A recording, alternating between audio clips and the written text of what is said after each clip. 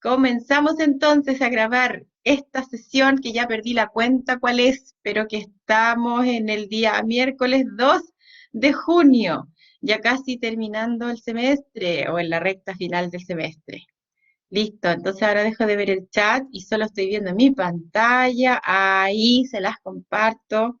Y entonces, como estuvimos previamente conversando, les doy la cordial bienvenida. Tienen cargadas en su Slack por estas clases del día de hoy.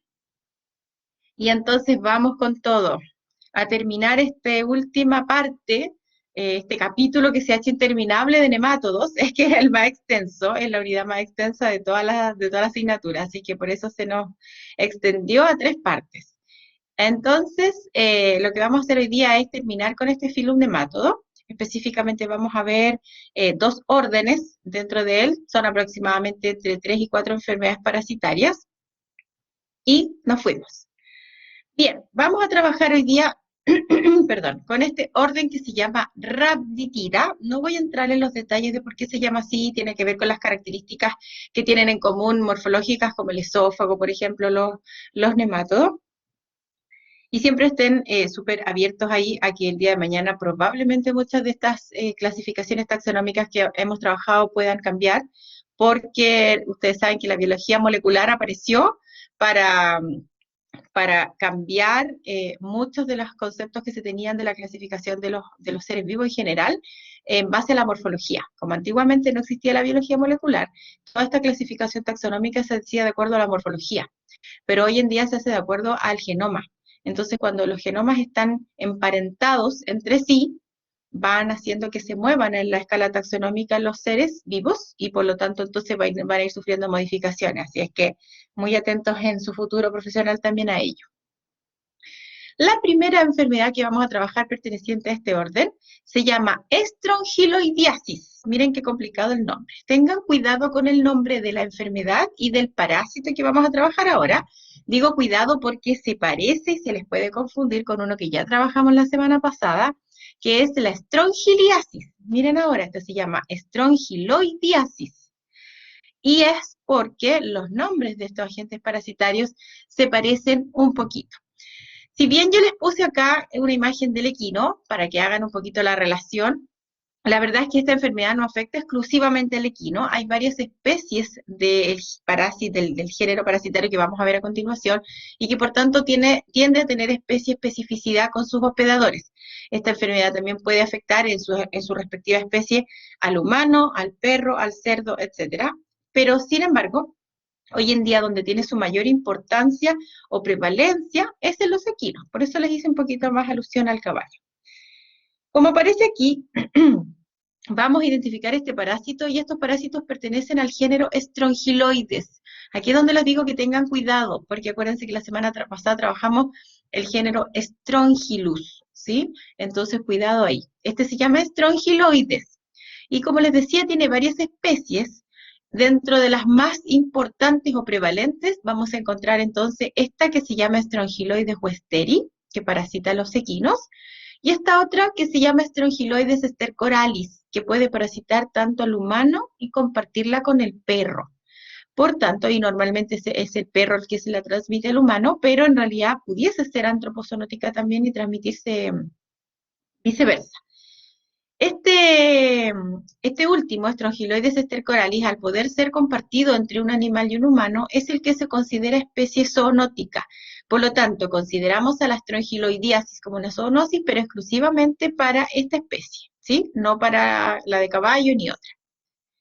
Este género parasitario, independiente de su hospedador y su especie, se va a ubicar principalmente en el intestino delgado y va a realizar un tipo de ciclo que se llama monoxénico, es decir, que solamente va a necesitar a un hospedador para que se desarrolle toda la evolución de su ciclo. ¿Y cómo se va a transmitir? Bueno, se puede transmitir de varias formas, dentro de las cuales vamos a encontrar que una de ellas es el oral fecalismo, es decir, estas larvas pueden ser ingeridas por un hospedador estando en el ambiente, ¿cierto? Habiendo sido eliminadas las heces de otro. También las larvas que están en el ambiente pueden entrar vía percutánea a un siguiente hospedador, es decir, atravesando la piel, y También se describe la vía lactogénica, que de hecho es la más importante en los animales pequeños, sobre todo en el caso de los equinos y los potrillos, porque, como les puse ahí en la fotito, se transmite a través de la leche de la madre al potrillo. Entonces, la mayoría de las veces estas afecciones suelen ser más frecuentes en el caso de los animales jovencitos, me refiero a potrillos, cachorros de perro, pero principalmente van a llegar a ellos a través de la vía lactogénica. Aquí les puse otra diapositiva haciendo alusión a las especies que están descritas. Vuelvo a mencionarles que Strongyloides westeri en el equino quizás hoy en día es la más prevalente, entre comillas, tampoco es tan prevalente, no es el parásito más común de los caballos, pero de todas, quizás una es la que más destaca en los potrillos. Está también Strongyloides papilosus en los rumiantes, Strongyloides ramsoni en los cerdos, muy poco frecuentes, y Strongyloides estercoralis, compartida, como les decía, entre los perros y los gatos principalmente, perdón, entre los perros y el humano principalmente, y esta es la especie que se considera una zoonosis. Veamos de qué se trata este ciclo biológico. Yo aquí les voy a mostrar dos ciclos biológicos. El primero va a estar asociado a Strongyloides westeri para los equinos y el otro va a estar asociado a Strongyloides estercoralis para el perro y el humano. Sin embargo, se van a dar cuenta que en realidad se parecen muchísimo. Y este dibujito me gustó porque es uno de los que muestra de forma más sencilla el ciclo parasitario o el ciclo biológico de este parásito, porque suele tener alguna complejidad un poquito la comprensión, pero un poquito, en una parte, pero si lo explicamos clarito no va a haber problema. Lo primero que vamos a recordar entonces es que los estados adultos de este parásito los vamos a encontrar principalmente en el intestino delgado, ya sea de animales adultos o jovencitos, por ejemplo, en este caso, equinos adultos o potrillos. Una vez que las hembras, sus huevos son fertilizados por los machos, ¿cierto? Se van a iniciar la ovipostura y estos huevitos van a caer a través de las deposiciones. Característicamente estos huevos, cuando caen con las deposiciones, ya vienen larvados en su interior, es decir, ellos se larvan muy rápidamente en el intestino. Por lo tanto, cuando salen con las heces, salen ya con una primera larva en su interior, una larva de primer estadio. Una vez que caen al suelo, van a eclosionar de ellos las larvas y estas larvas van a tener dos posibilidades. Una posibilidad es que hagan el ciclo, digamos, directo, por decirlo de alguna manera, que es en el hecho de que esta larva, ¿cierto?, en el ambiente, de forma libre, fuera del huevo, va a evolucionar a su segundo y posteriormente tercer estadio, que es el estado infectante para un siguiente hospedador. Y la forma en que lo puede infectar es, como les mencionaba, ya sea vía oral, ¿cierto?, adquiriéndola normalmente el caballo cuando pastorea, cuando consume su forraje, y de esa forma entonces va a llegar otra vez al intestino. Pero también existe la posibilidad de que estas larvas entren vía percutánea, por los espacios ciertos, los poquitos espacios de la piel que puedan tener contacto con el suelo con estas larvas. Entonces, vía percutánea entran por la piel y buscan, por supuesto, rápidamente vasos sanguíneos con la intención de llegar vía sanguínea al pulmón. Y una vez que lleguen al pulmón, van a atravesar la barrera, ¿cierto?, alveolar y van a ascender por la vía aérea, por los alveolos, por los bronquiolos, por los bronquios, por la tráquea, hasta llegar a la faringe y, producto de lo que hemos conversado para otros ciclos, de un reflejo tusígeno y deglutorio, van a pasar entonces de la vía digestiva, perdón, de la vía aérea a la vía digestiva. Y ahora sí, van a volver o van a llegar, más bien dicho, a su órgano blanco, que es el intestino, principalmente intestino delgado. Y ahí obviamente van a alcanzar otra vez su estado adulto para volver a parearse y volver a completar el ciclo. Hasta ahí no es muy distinto de lo que hemos visto para otros parásitos que hacen estas migraciones. Sin embargo, donde adquiere la particularidad este ciclo es acá abajo, fíjense.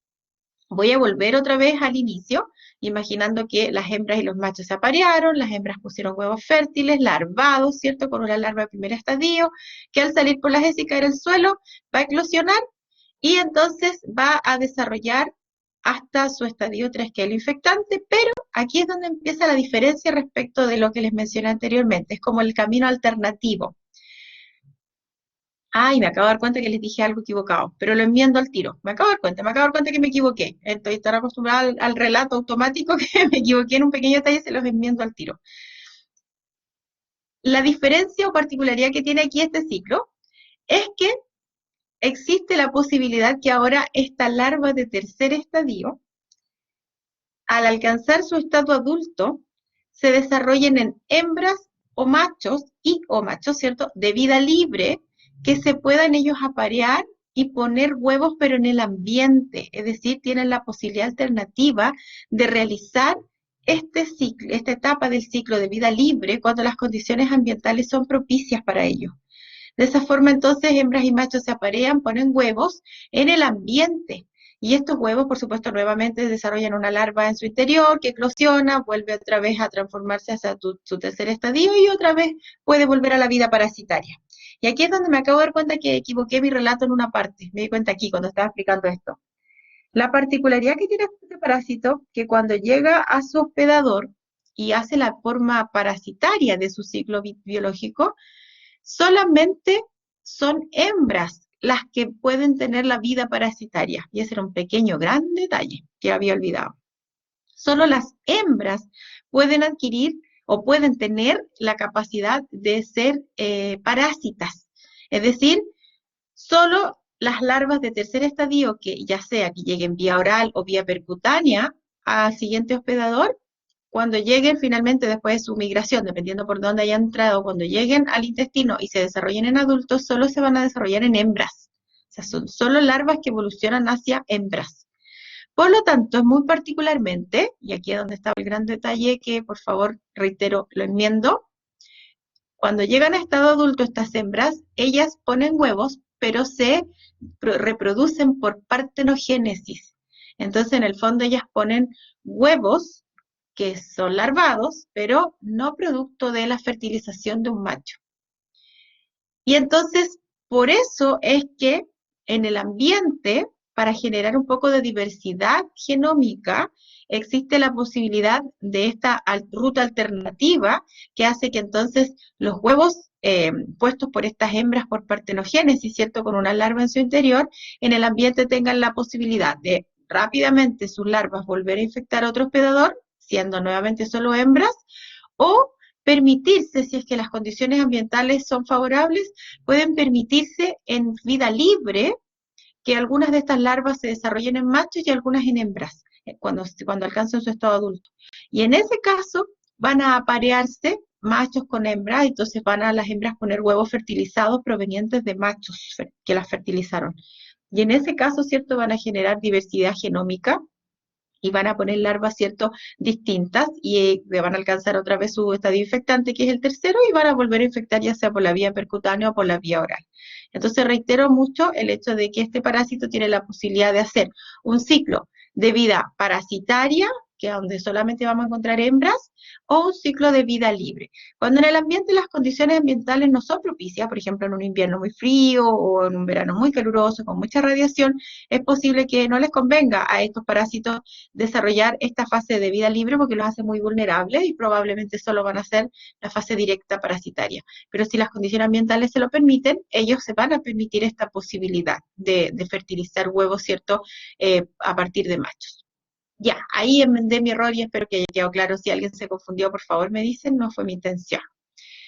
Y la otra posibilidad que muestra el ciclo acá, recordar que sobre todo en los animales adultos, sobre todo en este caso en las yeguas, por ejemplo, en las hembras, existe la posibilidad de que la migración de estas larvas que ascendieron por la vía percutánea con la intención de llegar al pulmón, de pronto el sistema inmunitario no se los haya permitido, entonces pueden haber quedado enquistadas en algún tejido. Y producto de la gestación, en el último tercio, muy cercano al parto, estas larvas se pueden reactivar y migrar a la glándula mamaria. Por eso entonces que se transmiten también vía lactogénica, y entonces por eso que los potrillos, principalmente, cuando los animales que son jovencitos se infectan, normalmente su vía de infección más común es vía lactogénica, de la madre al potrillo.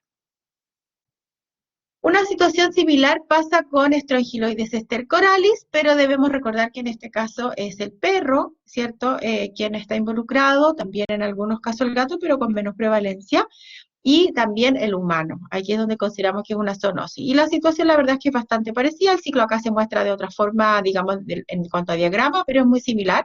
Nuevamente, los parásitos en el intestino solamente van a corresponder a hembras, las de vida parasitaria, Ellas van a poner huevos, huevos que van a caer al ambiente, que ya vienen larvados, que en el ambiente van a eclosionar, y que estas larvas, ¿cierto?, van a tener las dos posibilidades. Una es rápidamente buscar a otro hospedador, sin pasar por su estadio libre en el ambiente, sino que rápidamente alcanzan el estadio 3 infectante y vía oral o vía percutánea vuelven a invadir otro hospedador. Y la otra posibilidad es que si las condiciones ambientales son propicias, estas larvas evolucionen a hembras y machos en el ambiente, adultos, que se aparean y que ponen huevos fértiles que dan origen a larvas que otra vez en el ambiente alcanzan el tercer estadio y pueden infectar ahora de nuevo a su hospedador, ya sea vía percutánea o vía oral. Y en el caso de las hembras, de las perras, ¿cierto? Cuyos estados migratorios larvales hayan quedado enquistados en algún tejido, acercándose a el último tercio de la gestación, en aquellas que estén preñadas, pueden también entonces salir vía lactogénica y transmitirse a la camada. Por eso entonces que en el caso de los cachorros, me refiero a los perros, en sus primeros días de vida no solamente pueden estar infectados con toxocara y ancilostomidios, como lo hemos visto hacia atrás en las otras clases, sino que también con larvas se pueden haber infectado con larvas de estrongiloides a través de la leche. No es lo más frecuente, este parásito no es el más frecuente aislado en perros, por lo menos en nuestro país, en lo que nos han mostrado los exámenes coproparasitarios, no es de las enfermedades más prevalentes, de hecho es bastante azaroso el hallazgo. No azaroso que uno que otro, pero no, tiene una prevalencia muchísimo más baja en comparación a los ancilostomidios o los toxocaras, que son los más frecuentes. Veamos qué importancia tiene este parásito. Bueno, primero que todo, los estados adultos, en este caso hembras parásitas, las vamos a encontrar en el intestino. Por lo tanto, desde ese punto de vista, pueden causar el daño intestinal que causa cualquier otro parásito, especialmente nemátodo, que tiene que ver, ¿cierto?, con una posibilidad de inflamar la mucosa intestinal y causar entonces una enteritis. En algunos casos puede generar erosiones o atrofias de las vellosidades intestinales, y básicamente todo esto se traduce en un fallo absortivo secretor que hace que haya más agua de la que tiene que haber en el intestino, porque hay problemas de absorción, y entonces se traduce en el signo clínico más común, que es la diarrea, y con ello, como es la diarrea de intestino delgado, también si esta infección se perpetúa y no se trata, puede llegar a provocar también baja de peso, baja de condición corporal, entre otras. También hay que considerar que esta larva, cuando entra vía percutánea, entra por la piel, por lo tanto puede causar algún grado de dermatitis en la piel, dependiendo del sitio de entrada, ¿verdad? Dependiendo también la cantidad de larvas que ingresen, a veces es más de una, y en ese caso puede generar una dermatitis muy pruriginosa o muy pruritica, es decir, produce una mezcla entre dolor y picazón, y es lo que permite que a veces sobre todo, por ejemplo, a los caballos, a los equinos, se les pueda ver como pateando el suelo, ¿sí? Y en el caso de los perros, se pueden lamer obsesivamente sus manitos, muy parecido a lo que hacían con los ancilostomidios. En el caso de la migración que hace la larva cuando entra vía percutánea y busca rápidamente pulmón, ¿cierto? Por supuesto que llegar a la vía aérea, una larva en la vía aérea no pasa inadvertida, entonces por supuesto que también puede generar allí una reacción inflamatoria con su presencia o incluso alérgica, y eso puede generar entonces algunos signos respiratorios y eventualmente tos, disnea, ¿cierto? Y en algunos casos incluso pudiese generar algunas lesiones en parénquima y por lo tanto llegar a provocar neumonias. Así es que va a depender mucho de cada individuo. Siempre los más afectados son los animales más jóvenes porque tienen un estado inmunitario aún inmaduro, por lo tanto la signología clínica, sobre todo la diarrea, que es lo que más se muestra, es más frecuente en los animales jovencitos, por ejemplo en este caso en los potrillos. ¿Cómo se diagnostica? Yo les estoy mostrando aquí el mismo huevito que aparecía en el ciclo biológico, que es este huevito larvado.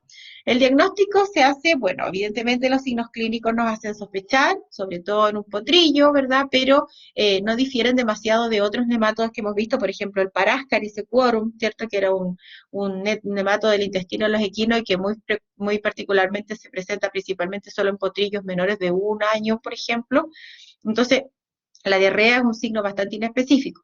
Entonces, cuando hacemos el coproparasitario, que debiese ser idealmente, sobre todo en los animales mayores, realizado con regularidad, podríamos encontrar este tipo de huevitos, que es un huevo ovalado de pared delgada que mide aproximadamente unas 40-50 micras, es como la mitad en tamaño o un poquito menos de la mitad en tamaño que el huevito del perdón, del Strongylus que vimos la semana pasada, ¿sí?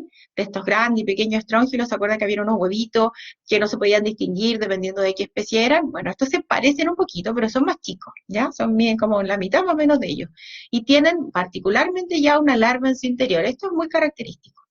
Ahora, hay que tener mucho cuidado con la interpretación de este tipo de huevitos larvados. ¿Por qué? Porque cuando las heces no se examinan frescas, que es lo que no se permite en un coproparasitario, pero en aquel caso que ustedes examinaran heces que no son recientes, por ejemplo, las tomaran desde el suelo y no tienen certeza de cuántas horas llevan allí, lo que puede pasar es que los huevos de los estróngilos, del otro género parasitario que vimos la semana pasada, en el ambiente, sobre todo si es un ambiente cálido y húmedo, en verano, por ejemplo, o en primavera, no en verano no tanto para nosotros, pero en primavera, pudiese permitir que se larven los huevos rápidamente. Y entonces, si yo veo un huevo larvado en un coproparasitario, no es sinónimo inmediatamente de estos huevos estrongiloides. ¿Sí? Pudiera ser un huevo de Strongylus, del género Strongylus, pero que ha pasado ya un tiempo en las heces y se larvó. Entonces, para distinguir este huevito larvado, lo primero que tengo que identificar es que esas heces sean frescas, que sean recién emitidas, y ahí recién puedo considerar que sea un huevo estrongiloide, y más encima si lo mido, para eso tengo que tener aquí en el objetivo del microscopio un lente reticulado que permite medir, y ahí lo mido, y si mide menos de 50, entonces lo clasifico como un huevo de estrongiloides.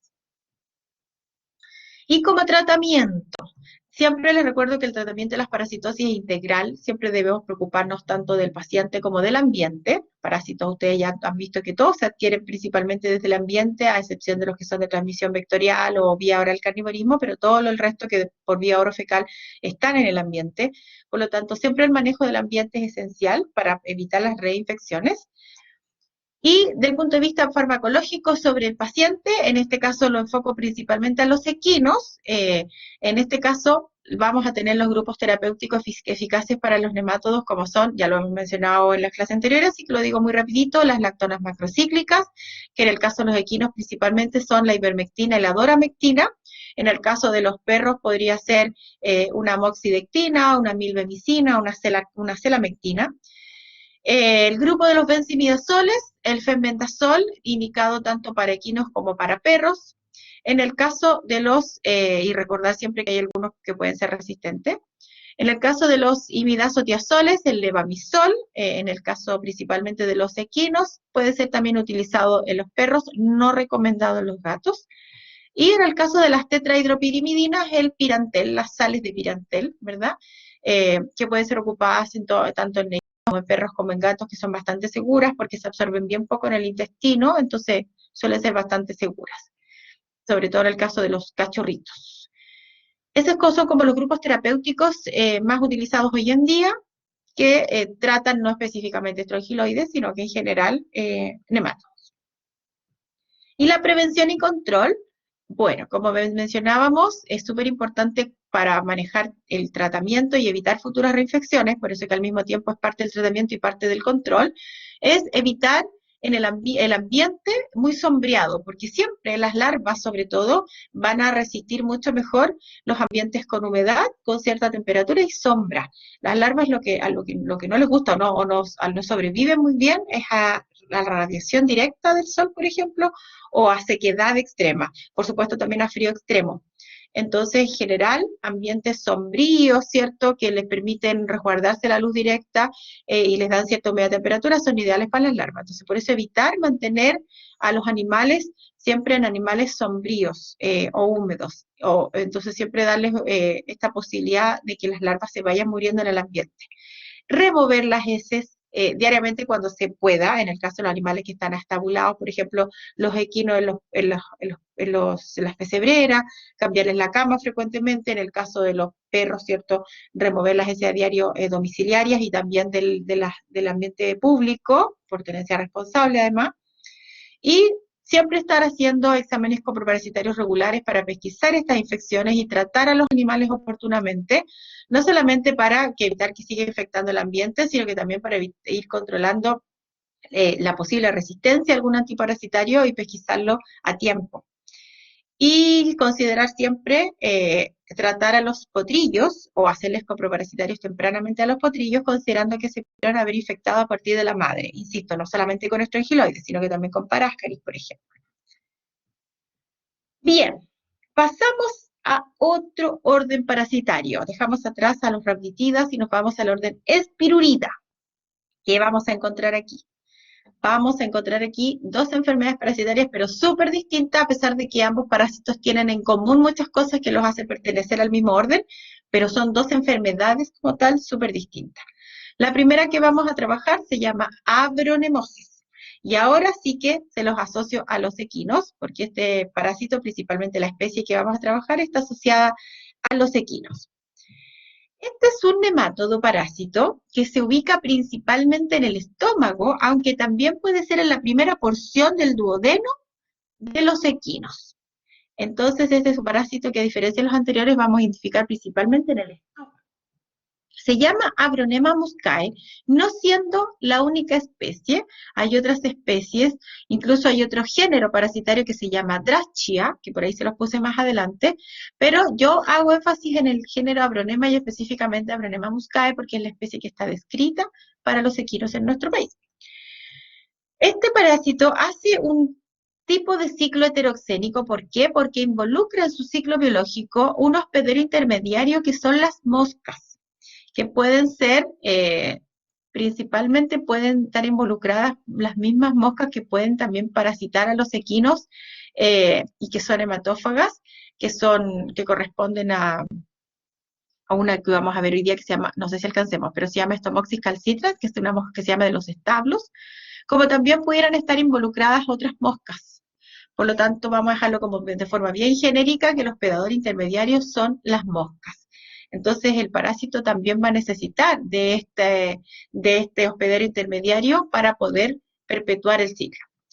Les puse esa fotito asociada a un ojito, ahí a una mucosa conjuntival, y es principalmente para contarles que este parásito tiene la particularidad de que en algunas ocasiones no termina su ciclo, no lo completa, sino que lo que ocurre es que a veces estas moscas, sobre todo aquellas que son lamedoras, las que no son hematófagas, se posan en algunas superficies de los animales para absorber sus secreciones, por ejemplo, las lágrimas.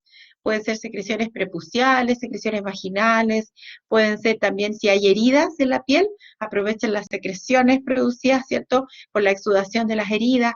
Todo aquel fluido que tenga contenido rico en proteínas, en carbohidratos, les son útiles a estas moscas lamedoras. Entonces, cuando ellas se posan sobre estas partes de los animales para lamer sus secreciones, en ese momento es donde existe la posibilidad de que salga por su aparato bucal, por su probóscide, que se llama esa parte de la boca de la mosca, salgan las larvas de este parásito de abronema que han estado en su interior. Entonces existe la posibilidad de que depositen larvas en superficies del cuerpo de los caballos, pero sin embargo estas larvas no llegan a alcanzar su estado adulto, pero sí provocan problemas. Por eso les quise asociar principalmente esta enfermedad, la abronemosis, a este tipo de lesiones. Y vamos a ver que puede haber abronemosis de tipo ocular, abronemosis gástrica, abronemosis cutánea, entre otras. Vamos a ver el ciclo biológico. Si se fijan, vamos a ubicar entonces en el equino al parásito en estado adulto, principalmente en el estómago, y vamos a encontrar a las hembras y a los machos, ahora sí, hembras y machos, que se van a parear, las hembras van a poner huevos fértiles, ¿verdad?, que van a salir con las deposiciones al ambiente. Pero, particularmente, además de que este parásito pone poca cantidad de huevos, muchos de ellos pueden eclosionar en el trayecto en el intestino y por lo tanto al salir pueden en algunos casos salir ya eclosionados o salir francamente como huevos, pero ponen en poca cuantía, por eso que anticipo que es poco probable encontrar en el coproparasitario huevos de este parásito, y además lo ponen de forma muy intermitente. Cuando caen estos huevos en el ambiente, lo que ocurre es que se los comen sin querer, por supuesto, las larvas de moscas, y aquí entra el famoso hospedador intermediario que son las moscas, las larvas de las moscas que también se desarrollan en las heces de los animales. Yo creo que todos han visto alguna vez heces, ya sea de bovino, de equino, en este caso estamos hablando del equino, que si las volteamos, ¿cierto? Si han estado mucho tiempo en el ambiente y las damos vuelta, les podemos encontrar muchas veces abajo larvas de mosca. Hay varias larvas de moscas o varias moscas, que les gusta poner sus huevos en heces, porque allí hay mucho material orgánico y además, como se forma en una costra normalmente encima por la sequedad, protege a sus larvas de la radiación. Entonces a las moscas les gustan mucho las heces de los animales para depositar sus huevos, porque allí cuando eclosionen las larvas van a tener la posibilidad de encontrar alimento y sombra y protección de la radiación. Entonces se desarrollan muy bien ahí. Entonces, como a las moscas les gusta poner sus huevos allí, se van a encontrar entonces que una vez que las larvas de las moscas que se están formando allí, se van a encontrar con los huevos de Abronema, del nemátodo, y accidentalmente en parte de su alimentación se los van a comer. Entonces ocurre que cuando las larvas del insecto, en este caso de la mosca, se desarrollan y luego se transforman en pupa y luego en adulto, van llevando, como lo muestra la imagen, en su interior la larva, ¿cierto?, que adquirieron cuando se comieron los huevos de Abronema. Van llevando la larva de Abronema en su interior. Y cuando estas moscas se posan sobre superficies del animal, como les mencionaba, por ejemplo, heridas, la conjuntiva, el prepucio, la vulva, cuando se posan para alimentarse de secreciones, en ese momento es cuando las larvas de Abronema pueden abandonarlas a las moscas por su aparato bucal. Y en ese momento entonces van a salir por la boca de la mosca estas larvas de Abronema y se van a quedar depositadas en diferentes superficies dependiendo de dónde se hayan posado. Y van a causar lo que se llama la abronemosis cutánea, si se depositaron, ¿cierto?, en piel, abronemosis, por ejemplo, prepucial, abronemosis ocular, va a depender dónde depositaron esas larvas, el daño que va a ir provocando. Y para que se complete el ciclo, porque estas larvas que fueron depositadas así de esta forma por las moscas al momento de alimentarse, no van a evolucionar hacia su estado adulto porque no tienen cómo llegar desde ahí al estómago para volver a alcanzar su estado adulto, la única posibilidad que tienen de llegar al estómago es que estas larvas quedaran depositadas muy cercanas a la boca del equino. Entonces, que una de estas moscas se haya posado sobre los hollares o sobre los labios del equino. Y ahí en ese caso, las larvas que salieron por la boca de la mosca pudieran alcanzar la vía oral, ser tragadas o deglutidas y llegar al estómago. Y la otra posibilidad es que francamente las moscas muertas, por ejemplo, que quedan contaminando a veces los comederos de los animales, sean ingeridas accidentalmente por el caballo cuando está pastoreando y al comerse esta mosca se come las abronemas que tenía en su interior y entonces estas logran llegar al estómago del caballo y alcanzar su estado adulto y terminar de completar su ciclo o volver a reiniciarlo.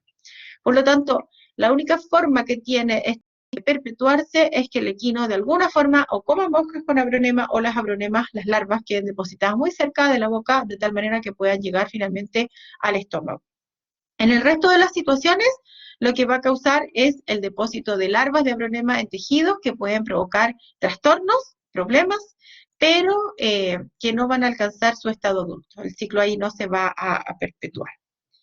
Aquí tienen algunas imágenes asociadas. La imagen de arriba es una mucosa ocular, la de abajo, por supuesto, una herida enorme ay, se me olvidó el nombre, pero ahí en la mucosa de la conjuntiva, ¿cierto?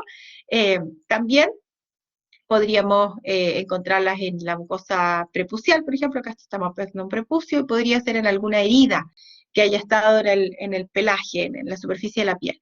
Entonces, en ese caso, las moscas que por su boca salieron las abronemas, empezaron estas larvitas a quedarse depositadas en estos sitios y empezaron a alimentarse, y cuando se alimentan, por supuesto, van agravando las lesiones, las van agrandando y las van produciendo cada vez más trastornos. Y entonces está la abronemosis ocular, la abronemosis prepucial o la abronemosis cutánea. A esta enfermedad se le conoce comúnmente como heridas de verano, porque precisamente se trata de heridas generadas por estas larvas que no cicatrizan, porque no cicatrizan hasta que no se mueran las larvas. Entonces se les llama de verano porque habitualmente el buen clima del verano permite que estas larvas sigan vivas y sigan manteniendo las heridas abiertas. Y cuando llega el invierno, En esos casos, el frío destruye estas larvas y entonces permite que el tejido empiece a reparar y a cicatrizar. Entonces, normalmente, como estas heridas son bien rebeldes y en el verano no cicatrizan, se les llama heridas de verano. Ya, desde el punto de vista de la importancia médica o de la patogenia, pueden causar cierto desde gastritis, aquí les menciono el otro género parasitario muy parecido a bronema, pueden causar desde gastritis cuando están presentes los estados adultos en el estómago, por supuesto, y también pueden causar las otras abronemosis dependiendo de dónde se ubiquen, generando estas heridas que se pueden ulcerar, sangrar, contaminar secundariamente con bacterias, todos los efectos secundarios que se puedan producir a partir de estas heridas. Y por supuesto también existe la posibilidad de que eventualmente algunas de estas larvas puedan llegar a la vía aérea, a los pulmones en particular, y generar también algunos trastornos asociados, pero es lo menos frecuente. Aquí les muestro otra galería de imágenes. Por ejemplo, aquí probablemente hubo alguna herida previa en este miembro del equino. Y si se fijan, ahí, no sé si se alcanza a ver, voy a ampliar un poquito con la imagen ahí. Ahí, se alcanzan a ver, ahí hay unas larvas, ¿cierto? Y estas entonces son las que fueron depositadas por la boca de la mosca y empezaron a contaminar ahí o a infectar ese tejido. Acá a la derecha algo similar, ahí va mostrando diferentes tipos de lesiones, heridas, donde las moscas se van a posar y se van a contaminar con estas larvas y forman esta abronemosis cutánea, que por supuesto se va infectando secundariamente y va complicando aún mucho más el cuadro. Ojo con confundir las miasis con la infección por estas larvas de abronema. Vamos a trabajar, no creo que lo alcancemos a ver hoy día, pero vamos a trabajar probablemente la próxima semana, cuando empecemos a ver artrópodos, las miasis. Y las miasis son infecciones provocadas por larvas de moscas, que causan cuadros, ¿cierto?, importantes también en la piel o en los orificios de los animales. Pero ojo que en ese caso las miasis son infestaciones por larvas de moscas. En este caso, las larvas que están generando estos trastornos cutáneos son de un nemátodo, que es abronema, que es transportado por una mosca, ¿sí? Así es que cuidado con esa confusión. El diagnóstico. El diagnóstico, bueno, primero que todo, en el caso de la abronemosis gástrica es difícil porque yo les contaba que en los coproparasitarios es poco probable ver huevos o larvas porque se producen en muy pequeña cuantía y además de forma muy intermitente. Entonces son tan azarosos que pocas veces se pesquisan en un coproparasitario. Así que es bien difícil diagnosticarla cuando está el parásito en el estómago. Pero lo que sí es un poco más fácil diagnosticar es las abronemosis cutáneas, porque en ese caso sí podemos sospecharla, ¿cierto?, por la presencia de heridas abiertas con larvas y que normalmente corresponden a heridas que no cicatrizan durante el verano. Entonces, heridas que no cicatrizan en el verano, ojo ahí, porque puede ser una abronemosis en el caso de los equinos. Y por supuesto, distinguirlas de las miasis, lo que les comentaba anteriormente. ¿Y cómo se tratan?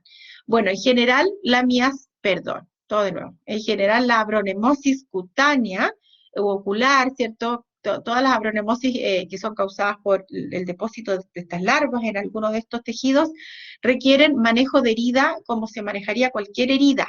El manejo, ¿cierto?, de la reparación del tejido, que implica primero la remoción manual de las larvas, luego un aseo quirúrgico, y según lo requiera la herida, ¿cierto? El manejo que requiera la herida, el abordaje que requiera la herida, pero se maneja en el fondo como una herida desde el punto de vista médico y del punto de vista de la remoción manual o quirúrgica de las larvas. Eso tiene que ser, y luego se podría manejar una miasis, y ahí cuidado con confundirla.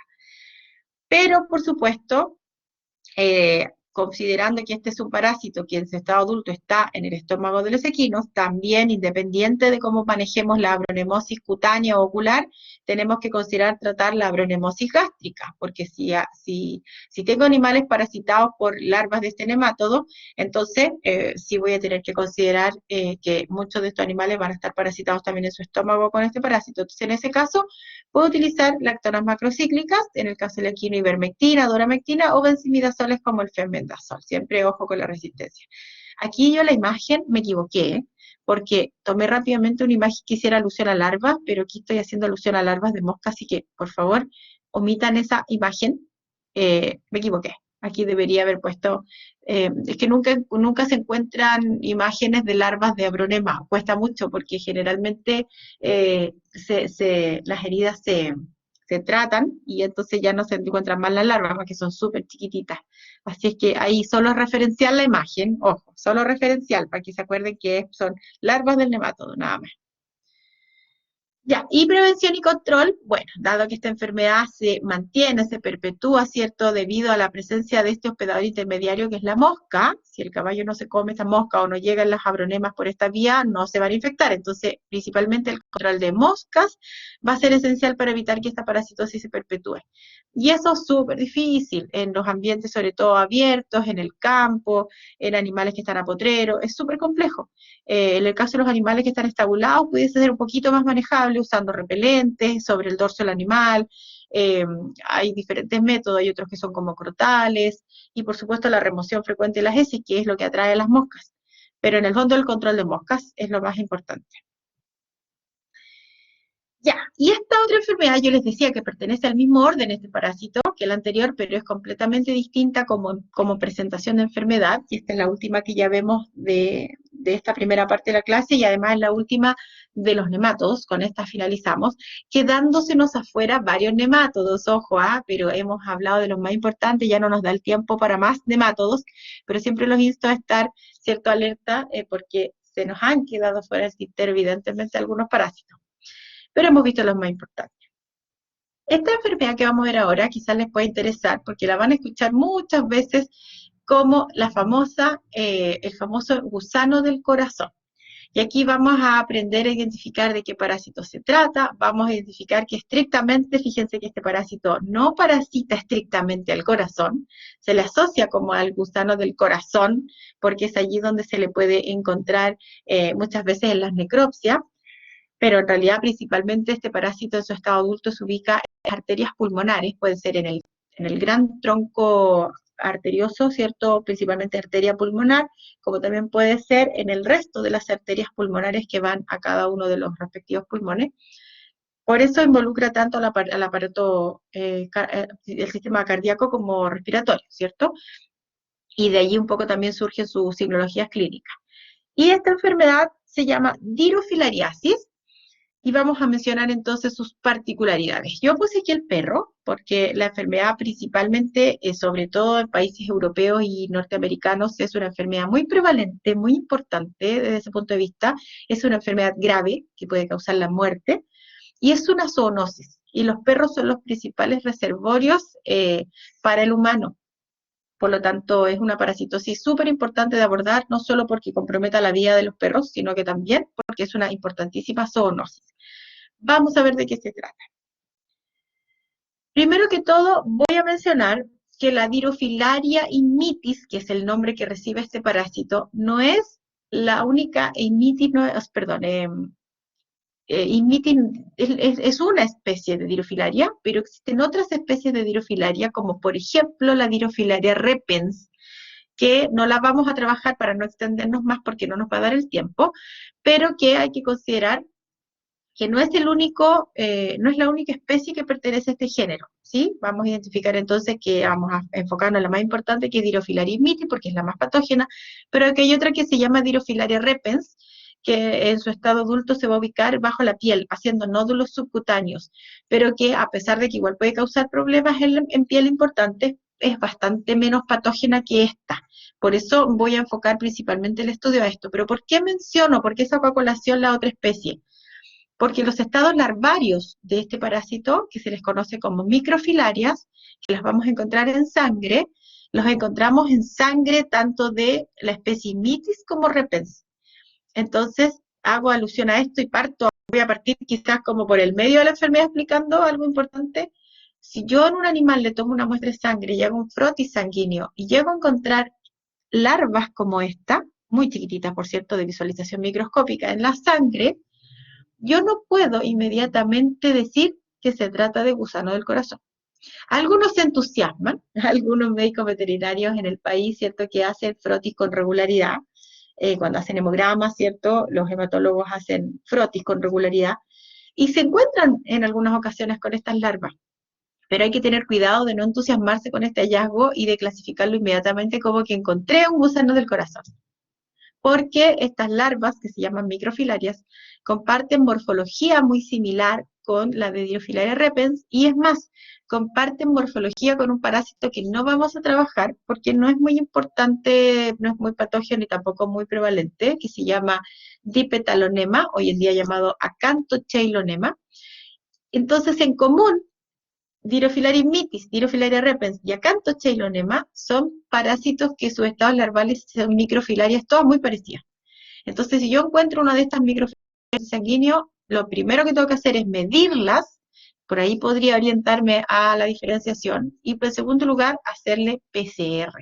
Es la única forma de diferenciar a través de secuenciación si se trata de una especie. Así que parto por ahí para dejar en claro este aspecto, sobre todo respecto de no entusiasmarse con el hallazgo de estas larvas en un frotis. Primero se deben secuenciar para poder saber a qué pertenece. Vamos entonces ahora de lleno, aclarado esto, a exclusivamente el más patógeno de todos, que es Dirofilaria immitis. Este parásito en su estado adulto, cuyas hembras pueden llegar a medir unos 15 centímetros, a veces más, y en el caso de los machos un poquito menos, unos 10, se van a ubicar principalmente en la arteria pulmonar. Puede ser en el gran tronco arterioso pulmonar o puede ser en las arterias pulmonares ya, ¿cierto?, en sus ramificaciones hacia los pulmones. Sin embargo, dado el tamaño que pueden llegar a tener los estados adultos y la cuantía, pueden incluso llegar a invadir lado derecho del corazón. Me refiero ventrículo derecho, aurícula derecha. Por eso, en aquellas necropsias donde se abre cierto corazón y se encuentran estos parásitos en estado adulto, hizo que se le denominara este parásito como el gusano del corazón. Pero en rigor, este parásito habita principalmente en arteria pulmonar y se puede llegar a extender hacia las cavidades cardíacas derechas.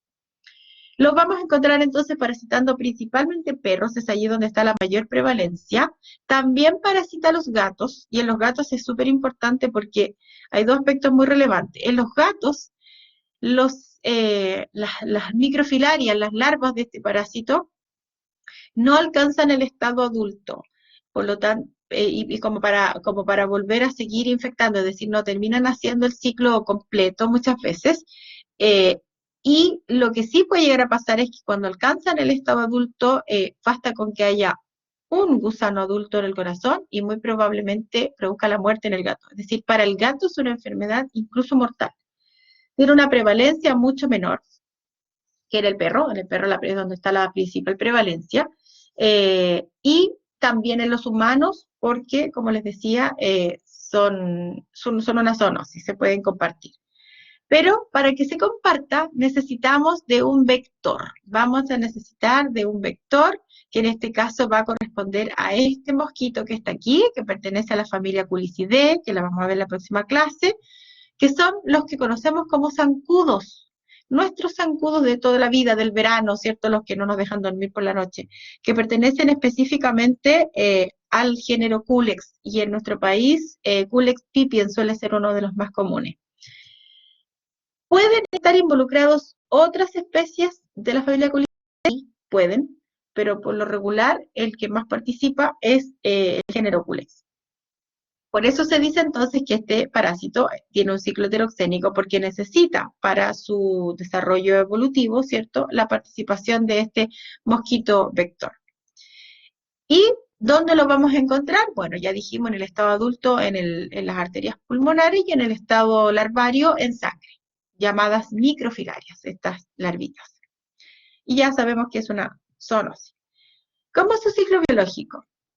Bastante simple de entender. Vamos a entender entonces que los gusanos adultos, ubicándose principalmente en arteria pulmonar, ¿cierto? O incluso o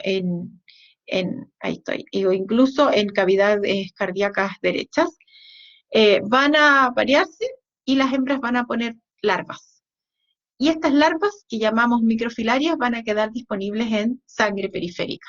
De esa manera entonces, cuando uno de estos mosquitos vectores, especialmente el género Culex, vía hematófaga, que es su hábito de alimentación, se acerca a un animal para alimentarse de sangre, al alimentarse de sangre también se alimenta sin querer de estas microfilarias.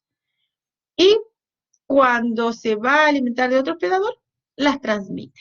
Por eso entonces que esta es una enfermedad de transmisión vectorial.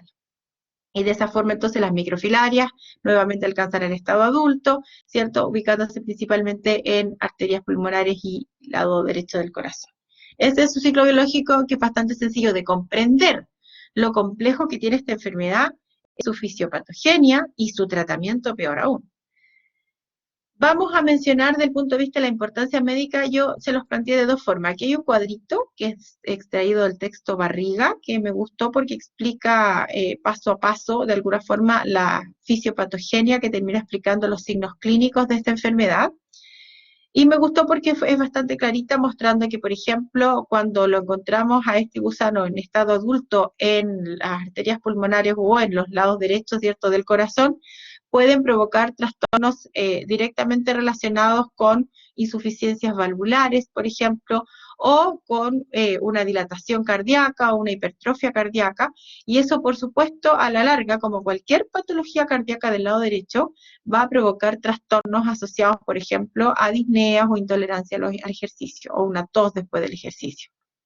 Por otra parte, cuando estén ubicados en su sitio blanco principal, que es la arteria pulmonar, pueden generar como respuesta al endotelio de estas arterias la formación de trombos, de agregaciones plaquetarias que terminen formando trombos, o bien propiamente tal comportándose como émbolos. Aquí me voy a detener un poquito para explicar algo.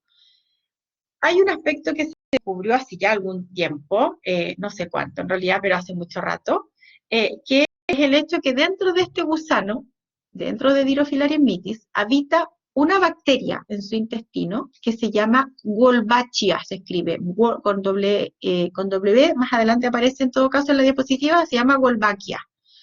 Esta bacteria es un endosimbionte de las virofilarias, que de alguna manera es esencial para la vida de este gusano, porque participa en la reproducción de este, por lo tanto deben vivir asociados él con su bacteria Wolbachia, pero que al mismo tiempo no solamente es una asociación simbiótica entre ellos como especie, sino que también es parte de la fisiopatogenia de la enfermedad en el hospedador, en este caso en el perro. ¿Por qué? Porque las Wolbachias se cree que estarían involucradas también de forma importante en la formación de estos trombos. Serían también una participación importante del daño endotelial de estos vasos sanguíneos que terminarían causando la formación de agregaciones plaquetarias y trombos. Y que explicara finalmente cómo a través de ese mecanismo se puede generar una hipertensión pulmonar. Y esta hipertensión pulmonar, por supuesto que va de alguna manera a hacer una sinergia, por decirlo de algún modo, con el trastorno cardíaco, que puede estar también generándose por el parásito per se, y eso termina, por supuesto, produciendo trastornos relacionados con la respiración, provocando signos clínicos como disnea, tos e intolerancia al ejercicio. Por otra parte, la formación de estos trombos o émbolos, por supuesto, también puede afectar a otro nivel, no solamente estrictamente al pulmón, sino que también puede llegar a provocar otro tipo de trastornos, otros trastornos isquémicos por falta de irrigación. También, por otra parte, se puede llegar a provocar trastornos más bien sistémicos producidos por la presencia de estos parásitos en el lado derecho del corazón, que se pueden traducir en congestión, ¿cierto?, hacia atrás, proveniente desde las venas cavas que desembocan en la aurícula derecha, y se puede provocar entonces algún grado de congestión hacia el hígado, por ejemplo, y provocar algún grado también incluso de ascitis. Y por si fuera poco, algunos daños endoteliales pueden terminar también provocando otro tipo de trastornos que van complicando más aún el cuadro, y que en resumen entonces se traduce en que los principales signos clínicos de esta patología estén asociados principalmente a trastornos cardíacos, a trastornos pulmonares, hipertensivos, por ejemplo, y que se van a manifestar clínicamente muchas veces de diferentes maneras, pero muchas de ellas pueden ser con tos, con disnea, con congestión, ascitis, entre otras. pero esos serían los signos clínicos más asociados producto de esta fisiopatogenia. Acá aparecen también descritos de otra forma.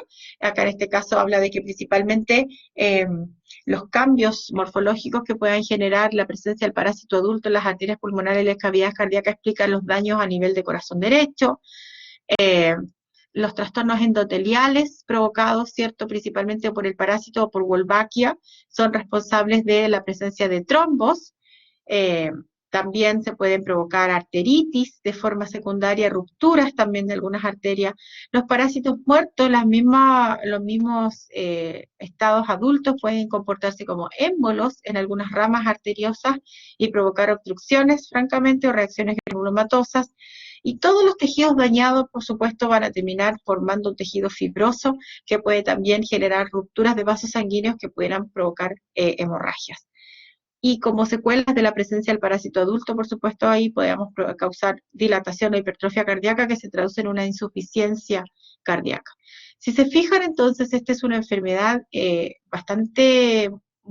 afecta a bastantes sistemas, principalmente cardiorrespiratorio, pero también a otros sistemas, y la presencia de reacciones como trombos o émbolos finalmente son los que producen los mayores trastornos o derivados de ellos, que hacen que sea muy grave, que sea una enfermedad incluso mortal.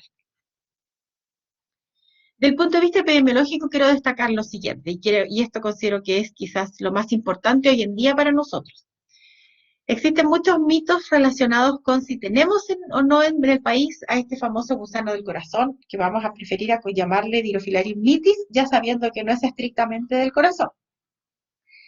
Este parásito, hasta la fecha, no ha sido comprobado científicamente que esté presente, y esto ya ustedes lo deben saber, porque lo trabajamos la semana pasada en los seminarios de laboratorio. Hay un grupo que ya expuso este artículo científico que estoy mostrando en pantalla, y es importante mencionar, entonces, o recordar, que si bien se han encontrado frotis sanguíneos, estas microfilarias, ¿cierto?, que hacen muchas veces dudar, sospechar y generar el mito en la población, ¿cierto?, o entre nuestro gremio médico-veterinario de que sí lo tenemos, la verdad es que la mayoría de las veces probablemente las microfilarias halladas correspondan a alguna especie de Acanthocheilonema, de Dipetalonema, o bien a una especie que incluso todavía ni siquiera podamos saber cuál es. Me explico. En este artículo científico que se realizó o se publicó en el año 2012, se hizo un estudio en 100 perros de áreas semirurales de Lampa, y lo que se hizo fue tomarles una muestra de sangre que posteriormente se analizó como un frotis basado en una técnica que se llama de NOT, con K, así, KNOT, que es para teñirlas, y se identificaron morfológicamente los hallazgos de estas microfilarias halladas, de estas larvas, y se medían, ¿cierto?, y se observaba su morfología y se registraba, y al mismo tiempo esas muestras de sangre que fueron positivas a estas microfilarias en el frotis fueron secuenciadas por PCR. Y en ese análisis, tanto morfológico como molecular, se llegó a la conclusión de que las larvas que se lograron encontrar, y por tanto analizar por ambos métodos, morfológico y molecular, en su gran mayoría, que no eran tantas, pero en su gran mayoría, porque fueron 22 perros de los 100 que se encontraron parasitados, en su gran mayoría eran larvas de la especie Dipetalonema, que hoy en día se llama Acanthocheilonema, específicamente Dipetalonema o Acanthocheilonema recondito, o Dipetalonema o Acanthocheilonema draconculoides, que son especies que están descritas en nuestro país, pero que son súper poco patógenas y súper poco frecuentes además, que no tienen nada que ver con el gusano del corazón. Y también se encontró en la secuenciación por PCR que algunas de estas microfilarias correspondían específicamente al género Dirofilaria, y que si bien estaba molecularmente muy emparentada a la especie Dirofilaria repens, ninguna en rigor secuenció estrictamente para esa especie. Entonces, en realidad lo que se encontró fue una Dirofilaria que se llamó SPP, ¿cierto?, porque no se puede identificar la especie, que se encontró molecularmente muy asociada a Dirofilaria repens, pero que no era en rigor repens. Y entonces hoy en día, lo que sí se confirmó con este estudio, es que, por lo menos hasta esa fecha, en este estudio, no había ninguna de estas larvas perteneciendo al género perdón, a la especie Dirofilaria immitis como tal, como gusano del corazón. Sí a otras dirofilarias, de hecho, al no poder clasificarla como Dirofilaria repens propiamente tal, sino que solo encontrarla emparentada, se postula que a lo mejor nosotros tenemos una variante de la especie, o bien otra especie que ni siquiera tenemos identificada, o bien Acanthocheilonemas, que es la otra especie no patógena. Pero gusano del corazón como tal, no se encontró. Ahora, lo que sí tenemos que tener en consideración, este estudio fue hecho en el 2012, no hay nuevos estudios publicados al menos, sí puede haber otros estudios, pero al no, pues, y esa es la importancia de publicar las investigaciones, porque de otra forma no tenemos cómo, a veces quedan solo en círculos cerrados. Entonces, no, quizás si es que hay algún estudio que haya encontrado por PCR, porque la única forma de aseverar que sea Dirofilaria immitis, por lo menos no está publicado. Lo que sí nos hace mantener la alerta constante y no nunca negarnos o cegarnos a la presencia del parásito en Chile es el hecho de que tenemos al mosquito vector por todas partes, al Culex, ¿cierto?, el zancudo, y por otro lado, todos nuestros países vecinos sí tienen presente de forma endémica y prevalente esta enfermedad. Esta enfermedad está distribuida en América en general, Norteamérica, Sudamérica, en Europa, y Chile es de los pocos países que no ha pesquisado este parásito, porque tenemos características geográficas muy particulares y climáticas. Pero recuerden, el escenario cambió. La globalización, las migraciones y el cambio climático hace que hoy en día nuestra situación tenga una dinámica completamente distinta, por lo tanto tenemos que estar, como les he mencionado para otros parásitos, súper alertas. Así es que por el momento no hay evidencia científica del hallazgo de este parásito en Chile, pero sí tenemos que estar súper atentos. El diagnóstico se hace, bueno, animales sospechosos de trastornos cardiopulmonares, si les hacemos una muestra, una toma de sangre y hacemos un frotis sanguíneo con la técnica de NOT, podemos ver estas filarias, microfilarias, estas larvas, pero insisto que pueden pertenecer a Dirofilaria repens, Dirofilaria spp, Dirofilaria immitis o Acanthocheilonemas. Así que ojo con malinterpretar la presencia de estas Dirofilaria en un frotis. Para especificar de qué se trata, o hay que hacer un PCR para secuenciar, o bien un test de ELISA, un serológico. Y también se puede recurrir a otras técnicas imagenológicas complementarias como una ecocardiografía, una radiografía para evaluar la presencia eventualmente del parásito adulto en cavidades cardíacas o en grandes troncos arteriosos.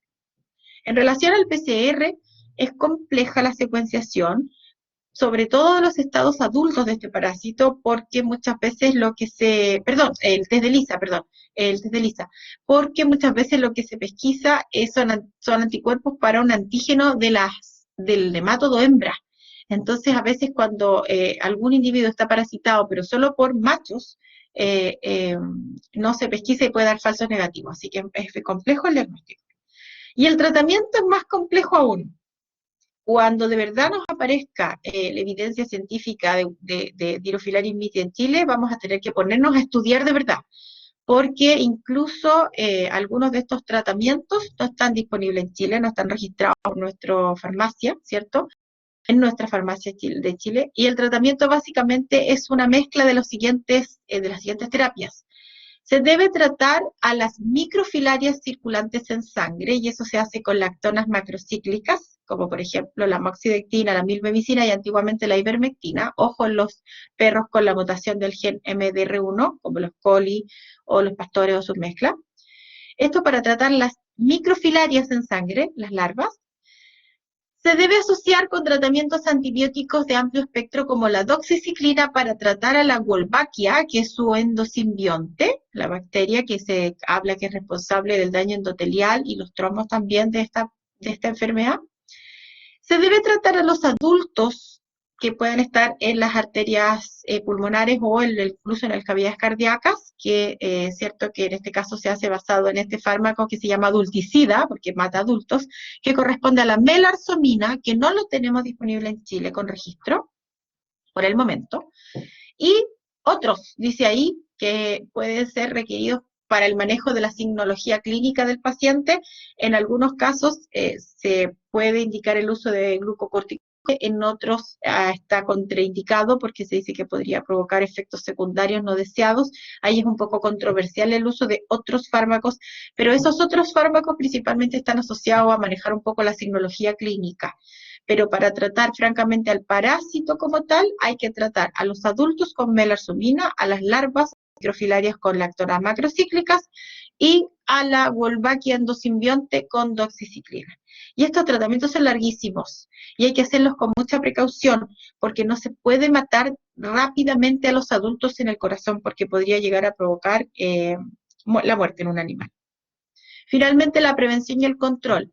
Todos los países que en este minuto tienen de forma endémica reconocida la presencia de este parásito, obligatoriamente deben recomendar para sus perros y gatos el uso de lactonas macrocíclicas mensuales, como la selamectina, la milbemicina, la amoxicilina. ¿Por qué? Porque son profilácticos para las microfilarias, es decir, cada vez que algún mosquito, algún zancudo, picó a alguno de estos perros, ¿cierto? Gatos, y si le inoculó estas microfilarias provenientes de otro perro del cual se infectó, rápidamente si está circulando una lactona macrocíclica en sangre, va a destruir esas microfilarias y va a evitar que alcancen al estado adulto, que es el dañino. Por lo tanto, de forma profiláctica, todos los países endémicos con esta enfermedad deben recomendar para sus perros y gatos lactonas macrocíclicas. En el caso del control del vector, por supuesto, evitar todo lo que tenga que ver con colecciones de agua, que ya lo hemos trabajado previamente cuando hablamos de la malaria, por ejemplo, hablamos de todo lo que tiene que ver con evitar colecciones de agua para que no se desarrollen las larvas de estos mosquitos. Y también se recomienda en los animales el uso de antiparasitarios externos, especialmente repelentes, sobre todo en los países endémicos. Ellos deben usar repelentes como antiparasitarios externos, sobre todo para repeler a estos mosquitos, para siquiera evitar que se acerquen, porque ya basta con que se alimenten para que empiecen a transmitir estas filarias. Y básicamente los repelentes corresponden a los piretroides, en este caso la permetrina en el perro y la flumetrina tanto en perro como en gatos. Pueden venir en dispositivos de uso como collar, hay que tener mucho cuidado en ese sentido, y también pueden ser aplicaciones spot-on, ¿cierto?, entre las escápulas. Normalmente así es como vienen también algunas presentaciones. Bien, jovencitos y jovencitas. Uy, que nos pasamos de la hora, no me había dado cuenta, pero es que esta enfermedad era muy extensa. Ya, siendo las 9:40, hacemos un descansito de 10 minutos, nos juntamos a las 9:50. Yo no sé si alguien tiene alguna inquietud de todo lo que hemos conversado o ha quedado más o menos claro. Estoy viendo aquí el chat. Miren cómo estaban bromeando aquí mientras yo hablaba seriamente de la clase, ellos ahí bromeando el yerco con el Eduardo. Bien, chiquillos, súper bien. Ya, ¿no hay inquietudes, parece? Yo, profe, ¿Todo claro?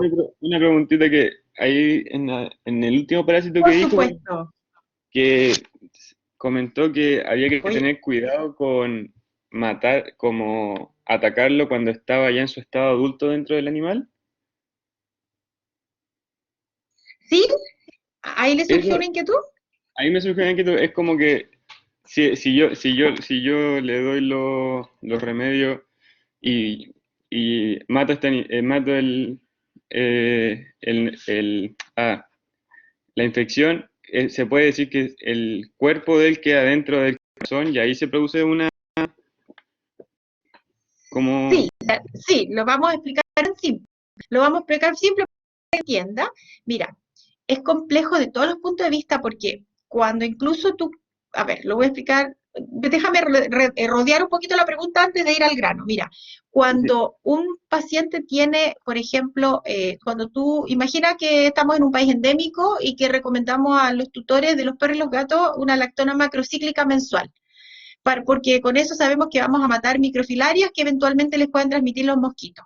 Antes de hacer eso siquiera, de indicarlo como un profiláctico, se debe hacer algún test, ya sea PCR o serológico, para ver si es que ese animal ya tiene o no el parásito en estado adulto en el corazón, porque si tú indicas una lactona macrocíclica como preventivo, pero ese paciente ya tiene el parásito en el corazón, puede incluso llegar a provocar la muerte, el uso de estas lactonas.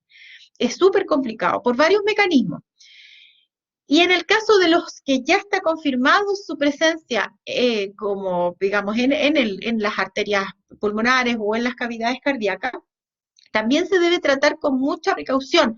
Es un tratamiento que debe ser súper vigilado por el médico veterinario, porque eventualmente la muerte masiva de estos parásitos puede, por un lado, mecánicamente generar algún trastorno en las cavidades cardíacas o en las arterias pulmonares que se comporten como francamente émbolos obstructivos. Depende también la cuantía, no es lo mismo tener un gusano que tener 10. Pero por otro lado también, como los antiparasitarios tienen principalmente mecanismos de acción que producen parálisis espástica de los gusanos, pueden precisamente muertes masivas de parásitos en cargas muy altas llegar a provocar obstrucciones que francamente generen la muerte. Por otro lado, la muerte masiva también de larvas y de los endosimbiontes pueden generar también la liberación de algunas sustancias que se comporten como antígenos, que también puedan provocar una respuesta inflamatoria muy severa a consecuencia de ello, y también pueden llegar a provocar efectos secundarios, a veces graves, a veces no tanto, y a veces incluso la muerte. Entonces, no es por regla general que va a ser siempre, una vez que se aplique el tratamiento, va a eventualmente causar la muerte del animal, no, porque si no, para eso ni lo trataríamos, ¿cierto? Pero sí, puede haber complicaciones posterior al tratamiento, lo que requiere que sea supervisado clínicamente el paciente cuando se instaura la terapia. Es súper complejo. De hecho, yo creo que en nuestro país ni siquiera tenemos todo real noción o cabalidad de todos los efectos que se pueden provocar secundarios, producto de que como los clínicos no se han encontrado aún con este parásito diagnosticado per se, dado que ni siquiera tenemos en el registro en Chile la posibilidad de adquirir el adulticida, ¿cierto? Que es el amelarsomina. Entonces, probablemente todavía nosotros como país ni siquiera tengamos la certeza de cómo nos vamos a encontrar con estos cuadros clínicos y cuáles van a ser los efectos secundarios. Pero por ejemplo, los países norteamericanos, bueno, para qué decir, por ejemplo, Argentina tiene una prevalencia bien importante de gusano al corazón de sus perros. En España, por ejemplo, hay de hecho un médico veterinario español que se dedica exclusivamente al estudio hace unos 20 años de este parásito y que son como los referentes a nivel mundial de los tratamientos, porque realmente es muy complejo el abordaje y los efectos secundarios que pueden provocar la terapia. Debe ser súper vigilada la terapia de estos pacientes, más o menos por los mecanismos así a grosso modo que le mencioné. No sé si ahí un poquito le respondí quizás su pregunta o se la logré aclarar. Sí, ahí sí ¿Sí? me aclaró. Sí, Perfecto. muchas gracias. Súper, súper genial.